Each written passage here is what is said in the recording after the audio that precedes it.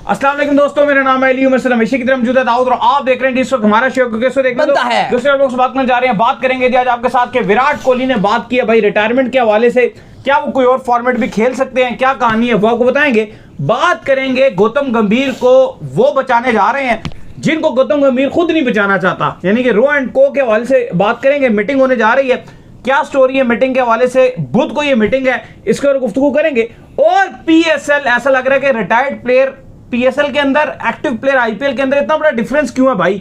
हम तो वेलकम करते हैं कि रिटायर्ड भी चलो आ रहे हैं, लेकिन इतना बड़ा डिफरेंस क्यों है भाई, जरा इस पर बात करेंगे। तो अगर आप हमारे चैनल पर पहली बार आए, चैनल को अभी सब्सक्राइब करने साल के बाद ना भूलिएगा। बात का आगाज करते हैं नंबर 1 खबर के साथ जो हमारे पास आ रही है। दाऊद साहब बात की है आज विराट कोहली ने, अगर आप बात करें आशा भोगले के साथ वो बात कर रहे थे रिटायरमेंट के हवाले से, तो उनसे पूछा गया दीगर फॉर्मेट्स को लेकर भी, क्या कहना था उनका। देखिए, सबसे ज्यादा तो 3 दिन से जो लगातार मीडिया में और सोशल मीडिया में चल रहा था वो विराट कोहली की टेस्ट क्रिकेट में वापसी के हवाले से, और जो बीसीसीआई मीटिंग कर रहा है उसके हवाले से कि उस मीटिंग में विराट कोहली को बीसीसीआई के सेक्रेटरी देवजीत साइका पेशकश करेंगे कि आप टेस्ट क्रिकेट में वापसी कर लीजिए, 2027 तक आप व्हाइट बॉल के साथ टेस्ट क्रिकेट भी खेलिए, आप पावे 6 अंडे लीजिए 6 मैचेस में, कोई पूछताछ नहीं की जाएगी। आप अगर कप्तानी नहीं भी लेना चाहते नो प्रॉब्लम, शुभमन गिल कप्तानी करेंगे, लेकिन आपके पास पूरी अथॉरिटी होगी कि आप टीम बनाने में किरदार अदा करेंगे, टीम को चलाने में फुल आपको अथॉरिटी दी जाएगी।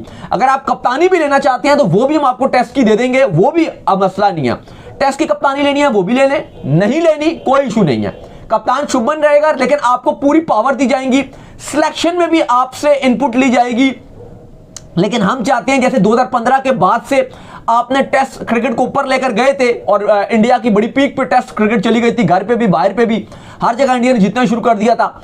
हम आपसे वो वाला एटीट्यूड चाहते हैं। 2 साल हैं, वर्ल्ड कप तक तो आपने वैसे भी ओडीआई खेलना है और आप ओडीआई भी खेलिए, लेकिन साथ टेस्ट भी खेलिए, कोई आपका फेलियर से पूछताछ नहीं होगी, आप बेशक 0-0 लीजिए, ये कहा जा रहा था। और क्या विराट मान जाएंगे। अब इस हवाले से अगर आप ये देखो, जो रूमर्स चल रही थी इसमें आधी बातें बिल्कुल सच हैं। जो बीसीसीआई की मीटिंग होने जा रही है, बीसीसीआई बिल्कुल विराट कोहली, रोहित शर्मा को भी बुला रही है, विराट कोहली को पेशकश भी की जा रही है कि अगर आप टेस्ट क्रिकेट में वापसी आना चाहते हैं तो आप आए।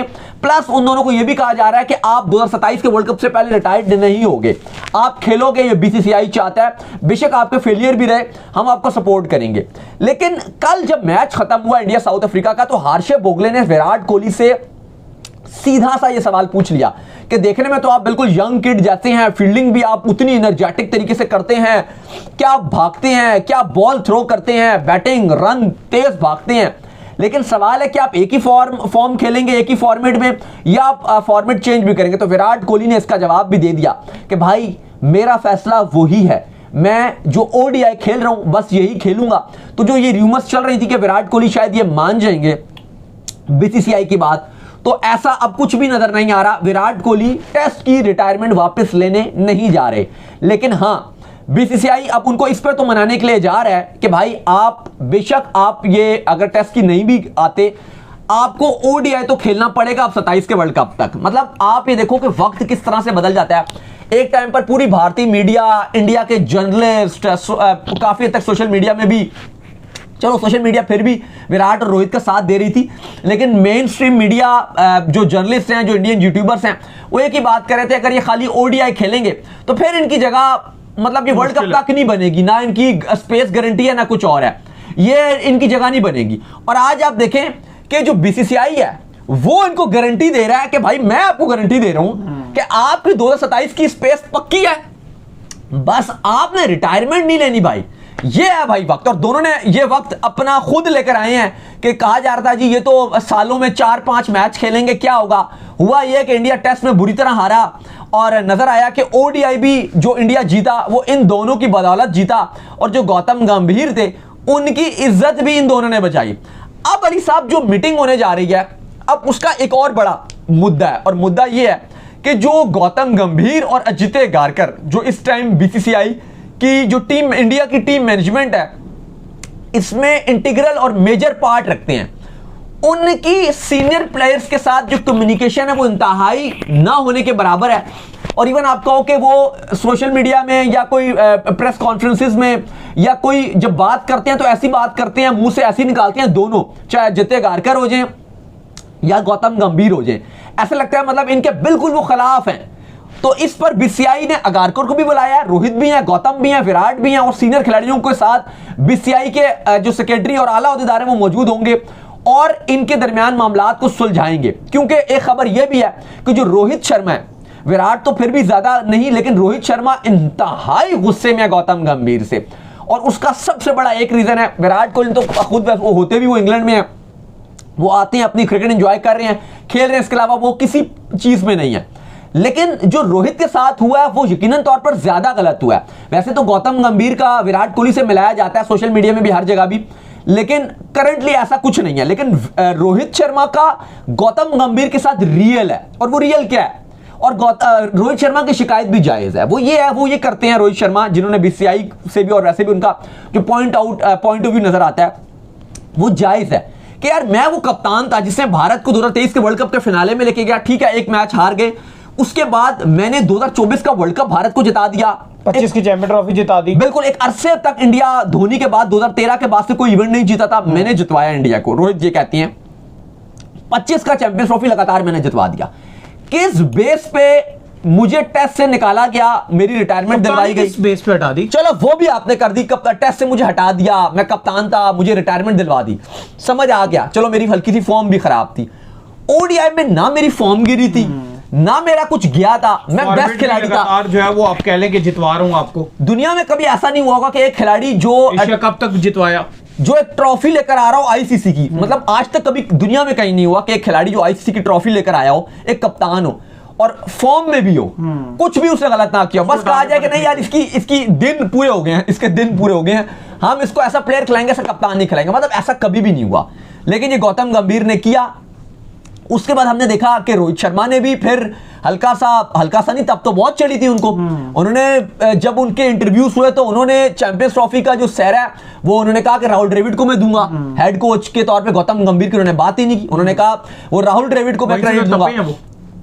वो तो तपे तो थे ना, क्योंकि वो कप्तानी उनकी चली गई थी, और रिलेशनशिप बिल्कुल रोहित शर्मा, विराट कोहली, गौतम गंभीर के दरमियान अच्छा नहीं है, मतलब इन दोनों से गौतम गंभीर की नहीं लगती है, ऐसा ही है। और अब ऐसा लग रहा है कि पहले विराट और रोहित शायद इतना करीब नहीं थे, लेकिन अब दोनों इतना ज्यादा करीब नजर आते हैं। कोहली ने सेंचुरी मारी, गालियां रोहित शर्मा दे रहा है। रोहित शर्मा इतना एक्साइटेड विराट के सेंचुरी के लिए कभी भी नहीं हुए थे। इवन गौतम गंभीर हमने देखा था कि एक बार वो चश्मा भी लगा कर आए थे, वो थोड़ा पीछे थे, रोहित भी जब रन बना रहे थे। लेकिन अगर आप देखो जो रोहित शर्मा थे वो बालकनी में आके बैठ गए थे, सामने आकर बैठ गए, विराट के लिए पूरा चेयर करते कि सेंचुरी कर लो, और एकदम वो एक्साइटेड हो गए थे जब उन्होंने सेंचुरी की। ये चीज बताती है कि मैन ऑफ द मैच तीसरे ओडीआई में ऑस्ट्रेलिया में रोहित शर्मा, आपका ये जो ओडीआई खेला गया इंडिया में, इसमें man of the match Virat Kohli. हाँ, और आप देखो कि दोनों एक दूसरे के लिए चेयर बहुत कर रहे हैं, दोनों जरूर से ज्यादा करीब। ऐसा लगता है कि शायद इनसे बेहतर कभी दोस्ती है ही नहीं। बल्कि अगर मैं आपको पीछे लेके जाऊं 2019 में 20 में 20 में तो ऐसा लगता था कि दोनों की नहीं बनती, दोनों है ही नहीं, ये तो इंडियन मीडिया में जानी दुश्मन दिखाए जाते थे। और ऐसा नहीं है कि कोई बहुत बड़ी दोस्तियां होती थी इनकी, और इंडियन जो मीडिया वो झूठ बोल रहा था। उस टाइम हल्की फुल्के ताफुजात थे। रोहित शर्मा चाहते थे कप्तानी मिले बस। हाँ, चीजें बड़ी बहुत नाखुश वाली चीजें थी। लेकिन अब ऐसा है कि दोनों एक दूसरे के, ऐसा लगता है कि इतनी दोस्ती पूरे इंडिया के ड्रेसिंग रूम में किसी दो खिलाड़ियों की नहीं है। और ये हकीकत है, दोनों इतने एक दूसरे के करीब हैं मानो कोई और किसी दो खिलाड़ियों की इतनी दोस्ती नहीं, इतनी शुभमन गिल और अभिषेक शर्मा की दोस्ती नहीं है इस टाइम जितनी विराट और रोहित शर्मा की दोस्ती है। करीब है, बिल्कुल ऐसा ही है, ये हकीकत है। और इसकी वजह भी गौतम गंभीर है, क्योंकि अब दोनों उन पे तपे हुए हैं और गौतम गंभीर इन दोनों को हटाना चाहते हैं। गौतम गंभीर ने, चलो विराट के साथ उनकी एक थी कि वो उनको साथ आईपीएल की फ्रेंचाइजी से ही उनकी अनबन थी, लेकिन रोहित के साथ उनकी कुछ थी नहीं। उन्हें ऐसा लगा, आई डोंट नो कि क्या रीजन था, कि उन्होंने रोहित के खिलाफ भी पूरी गौतम गंभीर ने कैंपेन चलाई, उनको बाहर कर दिया। अलबत्ता बीसीसीआई इस सारे मामलात को सॉर्ट आउट करेगा। अली साहब, खैर इसके बाद जो अपडेट आ रही है हमारे पास, वो आ रही है आईपीएल और पीएसएल के हवाले से। और अपडेट जो है वो ये आ रही है कि पीएसएल के अंदर जो है वो रिटायर्ड प्लेयर्स आ रहे हैं। हमारे यहाँ तो बड़ी उसकी मुखालफत हो रही है। मैं तो कह रहा हूँ कि वेलकम है भाई, चलो कुछ तो आ रहे हैं। छोटे नामों से खेलना, रिटायर्ड प्लेयर्स से खेलना ही बेहतर है। दूसरी तरफ आईपीएल में जो करंट प्लेयर्स जो है वो लगातार जो है वो खेल रहे हैं। बहुत बड़ा डिफरेंस है। क्या वजह है, क्यों इतना बड़ा डिफरेंस है? रियल वैल्यू जो है हमारे लोग मानने को तैयार नहीं होते, पैसे की ही है। आईपीएल रियल मायनों में जहां आपको 4 करोड़ ऑफर कर रहा हो और पाकिस्तान में आपको 1 करोड़ मिल रहा हो, तो आप क्यों आओगे पाकिस्तान? वजह क्या है? देखो जो चल रहा है वो ये है कि आईपीएल से जो रिटायर्ड प्लेयर्स हैं वो आ रहे हैं। जैसे पहले डेविड वार्नर आए, फिर फाफ डु प्लेसिस आए, मोइन अली आए, या अभी अंदर रसल भी रिटायर्ड हो गए हैं। फिलहाल तो उन्होंने कहा कि केकेआर की मैनेजमेंट जो कोचिंग स्टाफ है उसमें जाएंगे, लेकिन सवाल है कि क्या वो इसके बाद पीएसएल में भी क्या वो आ सकते हैं, ये भी अभी डिबेट है। क्योंकि कुछ रिपोर्ट्स हैं कि पीएसएल की फ्रेंचाइजीज अंदर रसल के साथ भी राब्ते में हैं कि अगर आपके पास टाइम होता है तो आप कुछ टाइम के लिए बेशक आप हमारे आए और पीएसएल खेल के वापस आप अगर कोचिंग स्टाफ में जाना चाहते हैं तो आप चले जाएं। ये चीज़ें चल रही हैं। अब देखो इसमें ना एक बात तो सच है कि पाकिस्तान सुपर लीग और आईपीएल में पैसे का बहुत डिफरेंस है। करंट खिलाड़ी पैसा होगा तो वहां पे जाते हैं, लेकिन एक और बात है, ये जो बहुत ज्यादा हाइप बनी है ये फाफ डु प्लेसिस को लेकर चली है। फाफ डु प्लेसिस के चलते बहुत सारे लोगों का ये मानना है कि जी फाफ डु प्लेसिस तो रिटायर्ड खिलाड़ी है, वो तो 40+ खिलाड़ी है, वो तो उसको तो लगता है कि शायद वो आईपीएल में कोई उसको पिक ना करे, क्योंकि फाफ ने कहा कि मैं आईपीएल नहीं खेलूंगा, मैं इस बार पीएसएल खेलूंगा। पहली बात तो ये है सॉरी कि इसमें एक अगर आप देखो झोल है। अब लोग अगर ये कहते हैं कि यार फाफ डु प्लेसिस रिटायर्ड है, तो भाई वो आईपीएल भी तो इतने अरसे से खेल रहा है, क्या वो पहले रिटायर्ड नहीं था? वो पहले भी तो रिटायर्ड था। अगर आप कहते हो 40+ का फाफ डु प्लेसिस आ गया पीएसएल में, तो क्या 40+ वाला फाफ डु प्लेसिस आईपीएल नहीं खेला? पिछले साल वो 40+ था, उससे पिछले साल आप देख लो 42 साल का हो रहा है ना, 41.5 साल का, अभी कुछ महीनों में 42 साल का हो जाएगा। रिटायर्ड की बात करो, वो तो साउथ अफ्रीका से अरसा दराज हो गया, वो नहीं खेला, वो तो रिटायर्ड ही है। तो ऐसा नहीं है कि अगर वो पीएसएल में आ गया तो हम अभी उसको बोले ये रिटायर्ड है, ये रिटायर्ड है, ये रिटायर्ड है, ये तो रिटायर्ड खिलाड़ी है, ये डन एंड डस्टेड, ऐसा नहीं है। आप ये देखोगे तो वो रिटायरमेंट के बाद आईपीएल में उन्होंने कप्तानी किया है और सीएसके और आरसीबी में लीडरशिप पे उन्होंने लीडरशिप वाला आप कह लो कि रोल अदा किया, उसके बावजूद उन्होंने खेला है। तो ये बात गलत है कि आप बोलो कि जी जब आईपीएल में खेल रहा था तो आपको तब तो रिटायर्ड नहीं था। भाई वो तब भी रिटायर्ड था, आईपीएल में कितने अरसे से खेल रहा है। लेकिन इसका मतलब ये भी नहीं है कि आप बोलो जी कि पीएसएल में सब कुछ ठीक है या बहुत कुछ अच्छा कारनामा हो रहा है। सबसे बड़ा हम बात करते हैं कि जो हमारी फ्रेंचाइजी सहेली साहब, आईपीएल की फ्रेंचाइजीज पैसा खोल कर लगाती हैं। बीसीसीआई भी उनको कहता है हमारे यहां जो पीएसएल है उनकी फ्रेंचाइजीज, ये सच है, कड़वा सच है, लेकिन सच है कि अगर आप एक जैसे ऋषभ पंत या वगैरह वगैरह, पैट कमिंग्स वगैरह जितने पैसे ले रहे थे, जितने वो एक सीजन के पैसे ले रहे होते हैं आईपीएल में, शायद अगर आप अपनी 4 फ्रेंचाइजीज को मिला लो तो उनकी अमाउंट वो बनती है। बिल्कुल ऐसा ही। अब हम ये नहीं कह रहे कि अब आप उतनी अमाउंट किसी खिलाड़ी को दे दो, लेकिन एटलीस्ट आप जो ड्राफ्ट पे हो इससे आप ऑक्शन में तो जाओ। अब बांग्लादेश की प्रीमियर लीग है यार, बांग्लादेश प्रीमियर लीग का बजट तो आपसे कम है, उनकी व्यूअरशिप भी आपसे कम है, वो भी तो मज़ाहिमत करते हैं, उन्होंने भी तो ऑक्शन सेटअप पर लेकर गए। आप अगर बात करते हो आईएल T20 वो भी तो लेकर गए, तो आप भी थोड़ा सा ऑक्शन की तरफ लेकर जाओ यार। ऑक्शन से ये होगा कि मैं ये नहीं कह रहा कि सारे मिचेल स्टार्क खेलने के लिए आ जाएंगे, लेकिन बहुत सारे बड़े नाम आपके पास आ सकते हैं, ये फायदा होगा। हाँ, करंट टाइम पर अगर आईपीएल पीएसएल होगा वो ऑक्शन तब शायद इतना सक्सेसफुल ना हो, लेकिन अगर आप अभी चलो ये आखिरी बार खाली आईपीएल पीएसएल साथ हो रहे हैं, अभी वो क्योंकि वर्ल्ड कप भी साथ था, T20 वर्ल्ड कप टाइम उस टाइम पर आया तो वो मजबूरी बन गया, अगले टाइम से शायद पीएसएल दोबारा फैब में हो। लेकिन अगर आप दूसरे टाइम पर करते हो तो आपके लिए बड़ा इंपॉर्टेंट रहेगा कि आप ऑक्शन की तरफ जाओ, पैसे बढ़ाओ। अब आप देखो आप अपने हाईएस्ट कैटेगरी वाले को कितने पैसे देते हो यार, पीकेआर में 4.5 करोड़, यही बात है। इंडियन रुपीस में अगर आप उसको कन्वर्ट करोगे तो 1.25 करोड़ या 1.5 करोड़ वो बनता है, 1.5 करोड़ 1.25 करोड़ अराउंड इतनी वो अमाउंट बनेगी यार। ये अमाउंट बहुत कम है। अगर आप ये कहते हो कि ट्रेविस हेड, मैक्सवेल या बेन स्टोक्स या बटलर या ट्रेंट बोल्ट या रबाडा ये आ जाएंगे, ये पॉसिबल नहीं है। अब होता यही है कि फिर ये वाले नाम आ जाते हैं जो थोड़ा सा उन्हें लगता है कि आईपीएल अब उनके लिए एंड लगी हुई है। लेकिन देखो मैं अगर एक पाकिस्तान सुपर लीग के फैन के पॉइंट ऑफ व्यू से बात करूं तो हमारे लिए ये प्लेयर भी वैल्यूएबल है। आप जो भी बोलो, वार्नर आए और वो एक सबसे बड़ा नाम था पिछले एडिशन में, एसेट तो ऐड हुआ ना आपके साथ। एक फाफ डु प्लेसिस ऐसा नहीं कि वो पहली बार पीएसएल खेल रहा है, उसने कोयटा ग्लैडिएटर्स और पेशावर ज़ल्मी की नुमाइंदगी की हुई है, वो एक अच्छा खिलाड़ी है। और आई थिंक उसके आने से, मोइन अली के आने से, बेशक हम बोलेंगे कि ये थोड़ा सा इनका अब वैल्यू थोड़ी सी गिर गई है, लेकिन स्टिल मुझे लगता है कि पीएसएल के अंदर इनकी एडिशन होना ये एक अच्छी बात है। क्योंकि अगर आप 2-3 साल पहले चले जाओ और जो पिछले 3 सीजन हुए हैं उसमें तो बिल्कुल ही आपके पास कोई नाम ही नहीं होता, कबाड़ा ही निकला। आप दुनिया के जो डोमेस्टिक स्ट्रक्चर के खिलाड़ी होते थे वो आप ग्रूम कर रहे होते थे। यही बात है, यही बात। तो वो चीज है। बाकी देखो, अब आप ये बोलो कि आईपीएल के रिटायर्ड खिलाड़ी इधर आ गए, ये हो गए, वो हो गए, इन सारे सवालों का एक ही जवाब है, और वो भाई है पैसा।